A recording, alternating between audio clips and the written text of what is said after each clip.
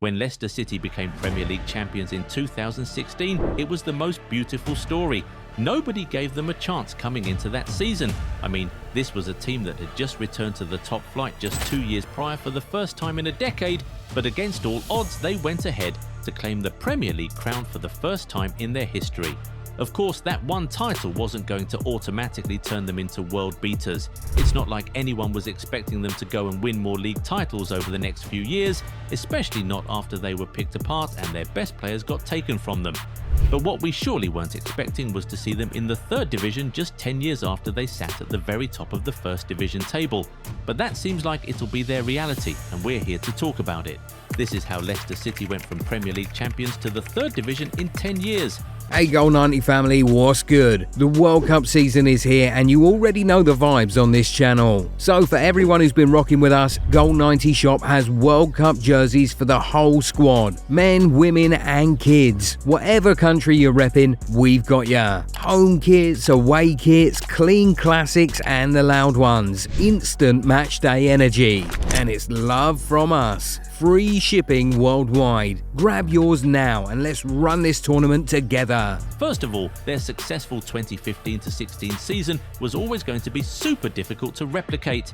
That was something you get to see only once in a generation. Also, in the following years, they lost some of their best players, including N'Golo Kante, Riyad Mahrez, Danny Drinkwater, and Jeffrey Schlupp. But to be fair, on the flip side, they brought in top talents like James Maddison, Wilfried Ndidi, Kelechi Iheanacho, Yuri Tielemans within that same period. But most importantly, they managed to keep some core members of the league-winning team like Jamie Vardy and Kasper Schmeichel. So, in the following years, they were still a good team. They might have finished 11th on the table the following season and 9th the 2 seasons after that, but they returned to fighting for the top 4 places between 2019 and 2021. They only just missed out on both occasions, finishing 5th in both the 2019-20 and the 2020-21 seasons, but they played in the Conference League and went as far as the semi-finals. They also added a couple more trophies to their cabinet during this period.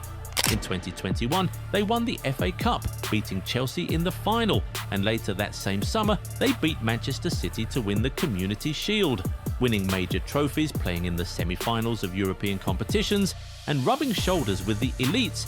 Life was really good at Leicester. They might not have come close to winning the league title again, but they were pretty satisfied with where they were.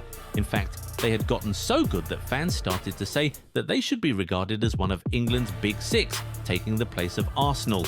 But somewhere around 2022, things started to go south, and very quickly too. In the summer of that year, their spending was restricted because of financial fair play, and that was when the alarm bells really started to go off. And well, it wasn't long before the consequences of that became evident. In the 2022-23 season, Leicester City got relegated from the Premier League, making them only the second team in the history of the Premier League to get relegated after winning the title, following in the footsteps of Blackburn Rovers. That relegation effectively ended Leicester's 9-year stay in the English top flight. Unsurprisingly, relegation meant that they lost many of their top players. Everyone came to shop at Leicester City that summer. Spurs took James Maddison, Aston Villa took Yuri Tielemans, Newcastle took Harvey Barnes, Fulham took Timothy Castagne, Atletico Madrid took Chagla Soyuncu, Real Betis took Ayoze Perez, Man United took back Johnny Evans. They were absolutely picked apart by top clubs in England and Spain, but they took this as an opportunity to rebuild.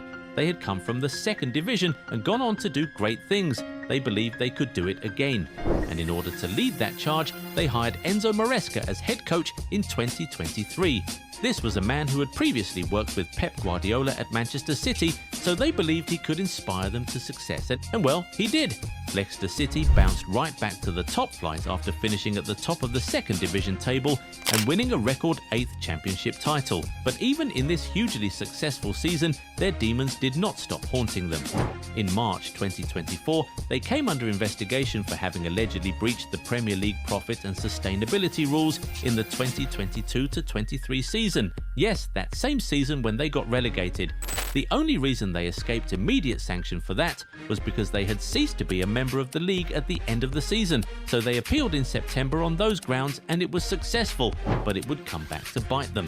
Anyway, Leicester City returned to the Premier League in 2024, but once again they were picked apart before the season started. Chelsea took Kiernan Dewsbury Hall, Sevilla took Kelechi Iheanacho, but most significantly, Chelsea took their head coach Enzo Maresca.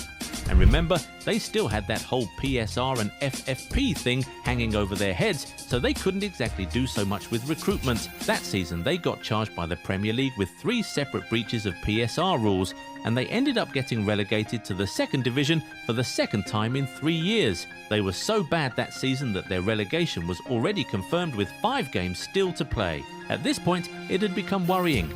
Second relegation in 3 years was surely something for the club and its fans to be worried about. But then again, there was some hope that they could bounce right back once again, just like they did the last time. But here's the thing, as always with relegation came depletion. Clubs once again came to Leicester to shop. West Ham took Mads Hermansen, Leeds took James Justin, Besiktas took Wilfried Ndidi, and they finally lost the legend who had stayed through it all, Jamie Vardy. Vardy had been at the club for 13 years and had scored 200 goals for the club. He was there for the Premier League victory, stuck with them when they went down, and he led them back up. But now, 38 years old and way past his prime, it was time to say goodbye. He was the last one left from that title-winning squad, and with him gone, it felt like a virtue had left them, like they had finally been stripped completely bare. They now seemed very ordinary, but it soon got worse. In October 2025, Susan Whelan stepped down as CEO of the club after 15 years. She was the one in charge when the club won the title in 2016, so you could say they lost another one of the old guard with that one, and the bad news didn't stop pouring in. In February 2026, Leicester City got slapped with a 6-point deduction as punishment for breaching the English Football League's profit and sustainability rules. You see, the maximum limit for losses a club can incur in a 3-year rolling period is £81 million. In the 3 years leading up to 2024, Leicester City had incurred losses of up to £200 million, hence their punishment. That 6-point deduction plunged them from 17th down to 20th on the championship table, leaving them above the relegation zone only on goal difference. After the point deduction, Leicester went on a horrible run of form, winning just one of 9 games, which has seen them plunge further down the table to 23rd, only ahead of Sheffield Wednesday, who have won just 1 game all season, and even more significantly, have been docked 18 points this campaign and went into administration in October last year. So, in some sense, you can say that Leicester City have been the worst team in the Championship this season. So, when you ask what the heck has happened to Leicester City, the answer just cannot be straightforward. It has been a combination of poor management post-Premier League winning season, bad decision-making, an inability to retain their best players and coaches, and just poor luck. I mean, it's really unlucky that they got 6 points deducted from them this season. Without that deduction, they would be up in 19th on the table and perhaps a little more comfortable than they are now. But here's why it's all even more interesting and unlucky. You see, this whole sanction process was initiated by the Premier League, but the punishment was enacted by the EFL, making it the first time in history that a sporting sanction has been imposed by the EFL on behalf of the Premier League. I mean, how unlucky are they that they are the first team ever to experience something like this? And it seems almost certain to see them drop to the 3rd tier of English football, also if the timing of it is just rather unfortunate. We're sure Leicester City would much rather have taken the 6-point deduction in any of the last 2 seasons.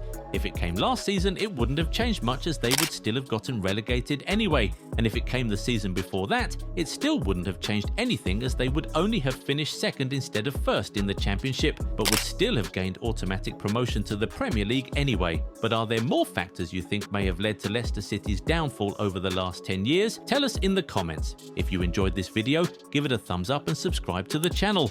Also, turn on the bell notification so you never miss out on new content. Catch you in the next one. Bye.